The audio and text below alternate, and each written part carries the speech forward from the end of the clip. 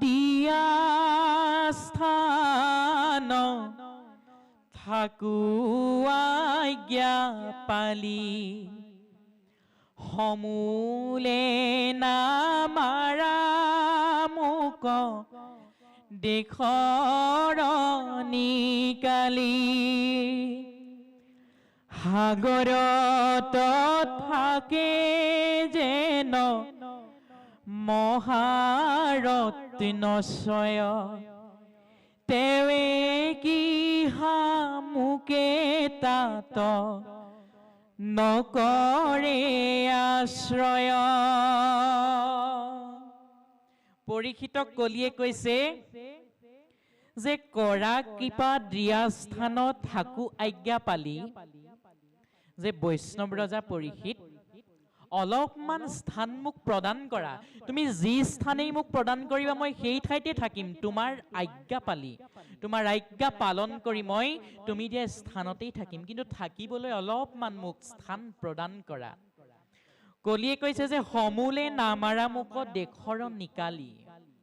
বৈষ্ণৱ ৰজা পৰীক্ষিত প্ৰাণ ভিক্ষাটো তুমি মোক প্ৰদান কৰিলা, কিন্তু থাকিবলৈ অলপ স্থান দিয়া, তোমাৰ দেশৰ পৰা মোক আঁতৰি যাবলৈ কৈ মোক তুমি সমূলে নামাৰিবা পৰীক্ষিত।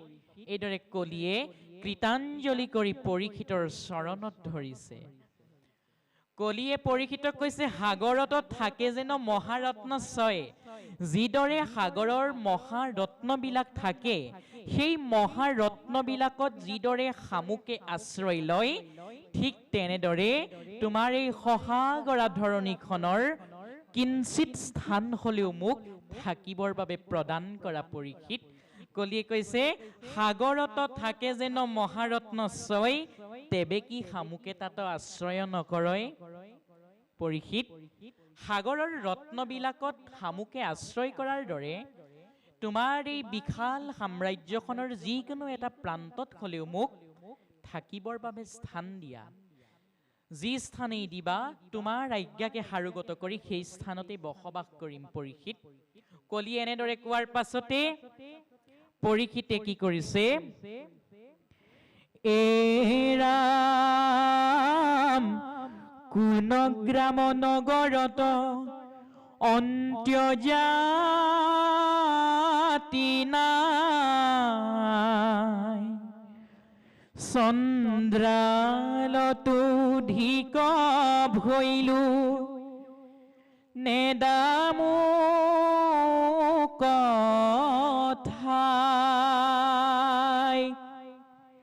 শৰণাগত ত্যাগ নকৰিয়া বাপ, এহি বুলি কান্দে কলি কৰিয়া বিলাপ।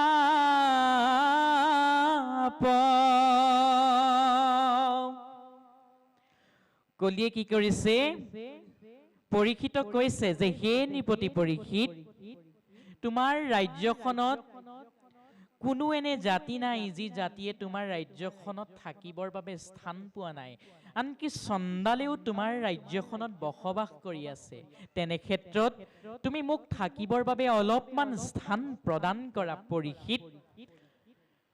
শৰণাগতক ত্যাগ নকৰিয়া বাপ, যে সেই পৰীক্ষিত মই তোমাৰ ওচৰত শৰণাপন্ন হৈছো, গতিকে শৰণাগতজনক তুমি ত্যাগ নকৰিবা, এহি বুলি কান্দে কলি কৰিয়া বিলাপ। এইদৰে পৰীক্ষিতক কৈ দুষ্ট কলিয়ে বিলাপ অৰ্থাৎ কন্দন কৰিবলৈ ধৰিছে, কীৰ্তাঞ্জলি কৰি দণ্ডৱতে পৰি পৰীক্ষিতৰ ওচৰত। পৰীক্ষিতে তেতিয়া স্থান দিছে কলিক থাকিবৰ বাবে, কলিয়ে যিহেতু পৰীক্ষিতৰ চৰণত পৰি আছে, কলিৰ কাৰুণ্য ভাৱ দেখি পৰীক্ষিতে থাকিবলৈ স্থান প্ৰদান কৰিবলৈ বাধ্য হৈছে। পৰীক্ষিতে ক'ত ক'ত স্থান প্ৰদান কৰিছে সুন্দৰকৈ পদচন্দৰ মাধ্যমেৰে আমাক সমস্তজনক দেখুৱাই দিছে যে এ নৃপতি বুলন্ত কলি তোক দিলো স্থান, জৈত খেলে যোৱা পাশা কৰে মন মদ্যপান স্ত্ৰী পঞ্চগুণা গৃহ স্থৰথা কে জৈত এহি চাৰি ঠাই দিলো বংশ তাত কলিক থাকিবৰ বাবে বৈষ্ণৱ ৰজা পৰীক্ষিতে চাৰিডোখৰ স্থান প্ৰদান কৰিছে কৈছে যে নৃপতি বুলন্ত কলি তোক দিলো স্থান যে হে দুষ্ট কলি মই তোক থাকিবৰ বাবে কেইবাডোখৰ স্থান দিছো ক'ত ক'ত স্থান দিছো জৈত খেলে যোৱা পাখা কৰে মদ্যপান যে যি স্থানত যোৱা পাখা খেলিব মদ্যপান কৰিব সেই স্থানতে তই বসবাস কৰিবি কলি যোৱা পাখা আৰু মদ্যপান কৰা এই দুডোখৰ ঠাইৰ উপৰিও পৰীক্ষিতক আৰু দুডোখৰ স্থান দিছে সেই দুই স্থান কি স্ত্ৰী পঞ্চগুণা গৃহস্থৰ থাকে জড়িত য'ত স্ত্ৰী থাকিব আৰু য'ত গৃহস্থৰ দৈনিক হৈ থকা সেই পঞ্চগুণা পাপ থাকিব তই তাতেই বসবাস কৰিবি দুষ্ট কলি এইদৰে চাৰিডোখৰ স্থান পৰীক্ষিতে কলিক প্ৰদান কৰিছে কি কি য'ত জুৱা পাখা খেলিব য'ত মদ মাৰ্চৰ্য ভক্ষণ কৰিব য'ত স্ত্ৰী থাকিব য'ত গৃহস্থৰ পঞ্চগুণা পাপ থাকিব এই চাৰিডোখৰ স্থান ইতিমধ্যে বৈষ্ণৱ ৰজা পৰীক্ষিতে কলিক প্ৰদানিত কৰি দিছে বসবাস কৰিবৰ বাবে এতিয়া এই পঞ্চগুণা পাপৰ বিষয়ে পৰৱৰ্তী পৰ্যায়ৰ পদচন্দ্ৰত আমাৰ সমস্তজনক বিশ্লেষণ কৰি দিছে আচলতে এই পঞ্চগুণা পাঁচ প্ৰকাৰৰ পাপনো কি জল কুম্ভ চুলিয়া বাৰ্ষনিধে কি পতা গৃহস্থৰৰ ঘৰে এহি শুনাবান সংগুতা এই পঞ্চগুণা পাপ হৈছে পাঁচ প্ৰকাৰৰ পাপ হৈছে জলকুম্ভ চুলিয়া বাহনী আৰু ঢেকি পতা এইকেইটা হৈছে পাঁচটা পাপ যাক একেলগে পঞ্চগুণা পাপ বুলি কোৱা হয় এই পাঁচটা পাপতে কলিক বিৰাজিত কৰিবৰ বাবে বৈষ্ণৱ ৰজা পৰীক্ষিতে স্থান দিছে সুন্দৰকৈ কৈছে যদিও বা তোক থাকিবলৈ মই স্থান দিছো কিন্তু কলি তই কেইটামান স্থানলৈ যাব নোৱাৰিবি সেইকেইটা স্থান কি জৈত কৰে শ্ৰৱণ কীৰ্তনকে খবৰ নচাপিবি পাপি কলি সিটো গৃহস্থ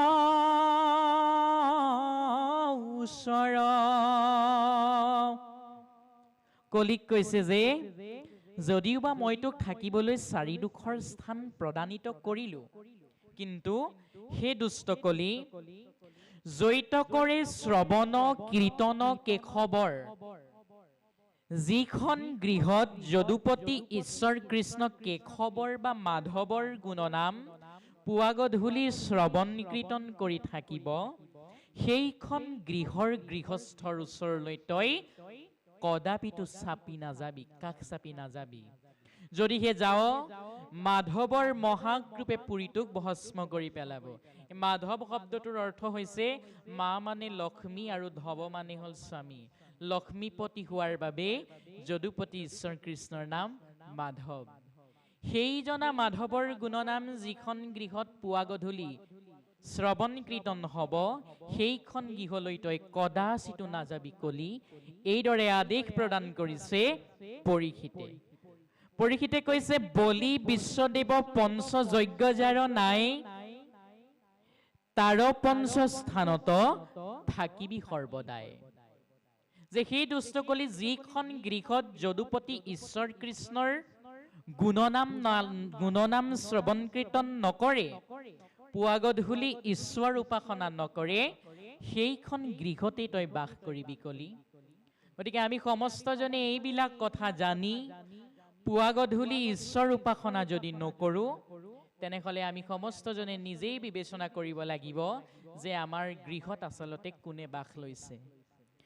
পৰৱৰ্তী পদচন্দ্ৰত আমাক কৈছে যে মোৰ আজ্ঞা ভাঙি যেবে কৰখ অন্যায়, তোৰ মাথা কাটো তেবে মোৰ দুখ নাই, শুনিয়া মনতক নাই সন্তোষ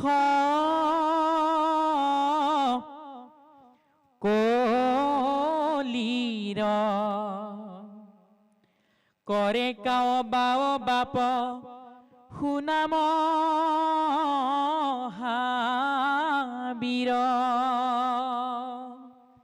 পৰীক্ষিতে কলিক কৈছে যে তোক মই থাকিবলৈ যদিও বা স্থান প্ৰদান কৰিলো, যদিহে তই কেনেবাকৈ মোৰ আজ্ঞা ভংগ কৰি পুনশ্ৰবাৰ মোৰ ৰাজ্যত অন্যায় কৰ, তেতিয়া কিন্তু মই তোৰ শিৰচ্ছেদ কৰি মাথা কাটিম, তেতিয়া কিন্তু মোৰ গাত একো দুখ নাথাকিব বুলি পৰীক্ষিতে কলিৰ আগত অৱগত কৰিছে।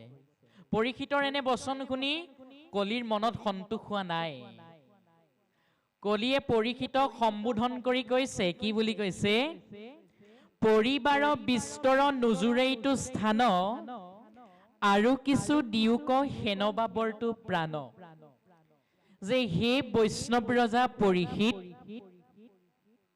আপুনি মোক থাকিবলৈ যদিও বা 4ডোখৰ স্থান দিছে, মোৰ পৰিয়ালটো আচলতে বৰ বিশাল, এই 4ডোখৰ স্থানেই মোৰ বাবে যথেষ্ট নহব, মোক থাকিবৰ বাবে আৰু অলপ স্থান প্ৰদান কৰক, যে মই প্ৰাণ প্ৰৱৰ্তাবৰ কাৰণে আৰু অলপ স্থান প্ৰদান কৰক পৰীক্ষিত। এইদৰে কলিয়ে পুনশ্ৰবাৰ পৰীক্ষিতৰ ওচৰত কাতৰেৰে আহ্বান জনাইছে। তেতিয়া পৰীক্ষিতে কি কৰিছে? ৰাম যেৱে দুখ দেখা কৰিবায়ু শাস্ত্ৰী, শুনি নৃপতিৰ কৃপা উপজিল।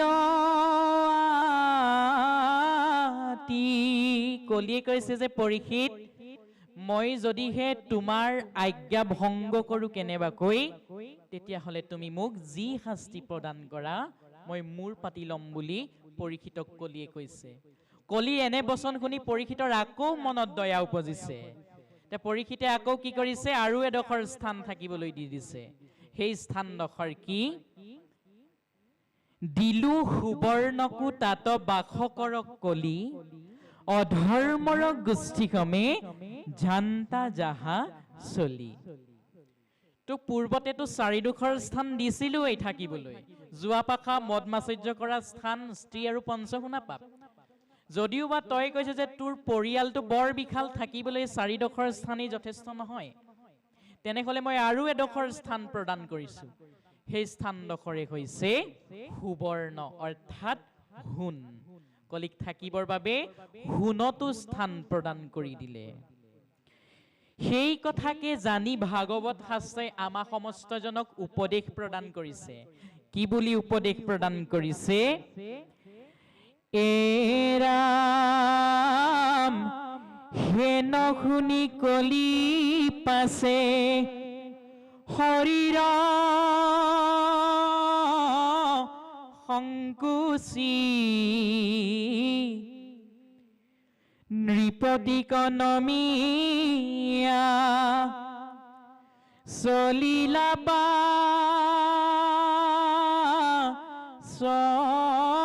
গুচি। এৰামে জৈত মধ্য স্ত্ৰী শুনা সুবৰ্ণ কপাই নৃপতিৰ আদেশে পাঞ্চতুলৈলে ঠাই। পৰীক্ষিতে ক'বলৈ যেতিয়া পালে যে তোক মই এই 5 স্থান প্ৰদান কৰিছো, তই বসবাস কৰগৈ। পৰীক্ষিতৰ এনে কথা শুনাৰ পাছতে পৰীক্ষিতক নমস্কাৰ জনাই প্ৰণাম জনাই কলিয়ে এই 5 স্থানত থাকিবলৈ গুচি গৈছে। কলিয়ে পৰীক্ষিতক নমস্কাৰ জনাই গৈছে আৰু কি কৰিছে, য'তে মদ মাচুৰ্য স্ত্ৰী সোণ সুবৰ্ণ এইবিলাক পাইছে তাতেই লম্ভি গৈছে। যিহেতু থাকিবলৈ স্থান পৰীক্ষিতে দিলেই, সেইবাবে কলিয়ে য'তেই পাইছে এই 5 বস্তু তাতেই থাকি গৈছে। কৈছে যে হেন জানি যিজনক উত্তম মহামতি স্ত্ৰী সুবৰ্ণত নকৰিবা আশকতি।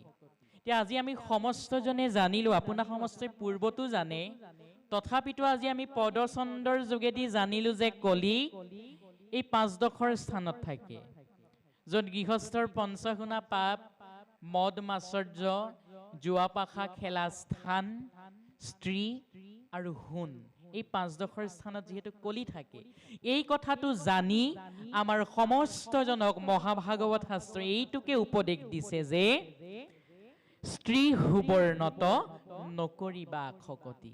এই 5 বস্তুৰ পৰা নিজৰ মনটোক, নিজৰ শৰীৰটোক দূৰ কৰি ৰাখিবলৈ মহাভাগৱত শাস্ত্ৰ ভাগে আমাক সমস্তজনক উপদেশ প্ৰদান কৰিছে। যদিহে আমি এই কথা আজি জানিও, এই পবিত্ৰ বৈকুণ্ঠ ভূমিত এই কথাটো আমি জানিও, যদিহে কলি থকা বস্তু কেইপদৰ প্ৰতি নিজৰ মনটোক লোভিত কৰি ৰাখো, তেনেহলে আমাৰ সমস্তজনক কোনেও আৰু কলিৰ কবলৰ পৰা বচাব নোৱাৰিব। এৰাম নিগিৰহিয়া কলিক ধৰ্ম কৰ ক্ষা কৰি জুৰাইলন্ত তপহস্য দয়া তিনি ভৰি। এৰাম পৃথিৱীক কৰিলন্ত আশ্ৰাসনিপতি নকৰিবা ভয় তুমি মা বসুমতী। পৰীক্ষিতে কলিক থাকিবলৈ স্থান দিয়াৰ পাছতে পুনশ্চবাৰ উভতি আহিছে সেই শুক্ল বৃষভটো অৰ্থাৎ ধৰ্ম আৰু গাই গৰুজনী অৰ্থাৎ ধৰিত্ৰী মাতৃৰ কাষলৈ, আৰু আহি কি কৰিছে, জুৰাইলন্ত তপশৌচ দয়া তিনি ভৰি। কলিয়ে যিহেতু পূৰ্বতে ধৰ্মৰ সত্যশৌচ দয়া তপ, এই 4 ভৰিৰ ভিতৰত 3খন ভৰি ভাঙিছিল তপ শৌচ আৰু দয়া। কলিক পঠিওৱাৰ পাছতে পুনশ্চবাৰ নৃপতি পৰীক্ষিত ধৰ্মৰ ওচৰলৈ আহি পূৰ্বতে কলিয়ে ভাঙি থৈ যোৱা ধৰ্মৰ 4খন ভৰি, ধৰ্মৰ 4খন ভৰিৰ ভিতৰত 3খন ভৰি পুনশ্চবাৰ লগ লগাই দিছেহি আৰু কি কৰিছে, পৃথিৱীক কৰিলন্ত আশ্ৰাস নিপতি নকৰিবা ভয় তুমি মা বসুমতী।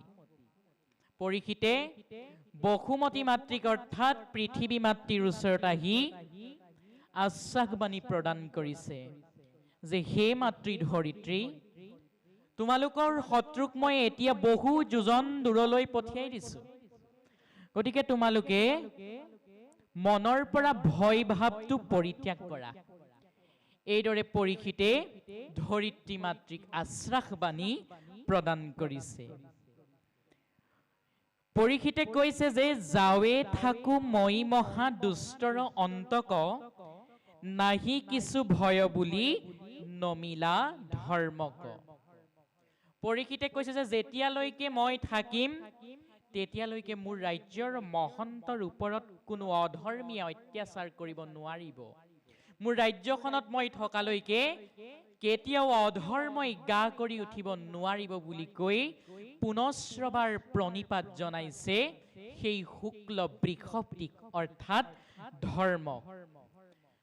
পৰীক্ষিতে ধৰ্ম আৰু ধৰিত্ৰী মাতৃক প্ৰণাম জনাই কি কৰিছে? পৃথিৱীক নমস্কাৰ কৰিলা নৃপতি, চলি গৈলা পাছে নিজ মন্দিৰ কপতি।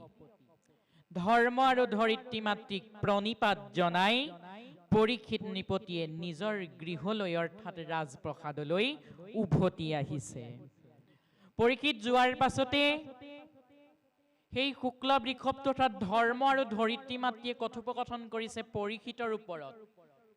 কি বুলি? ৰাম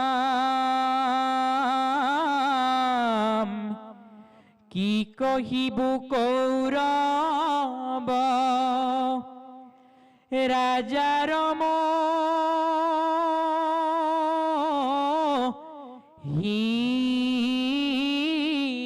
হিমাক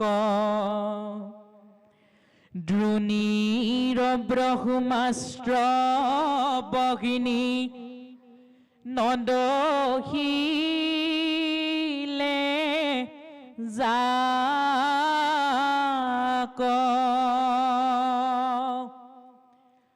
গৰ্ভ ৰাখিলন্ত গৰ্ভত প্ৰবেশিভ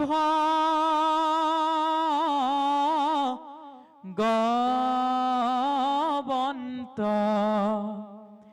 পৰীক্ষিত সমান নাহিকে ভাগ্যৱন্ত।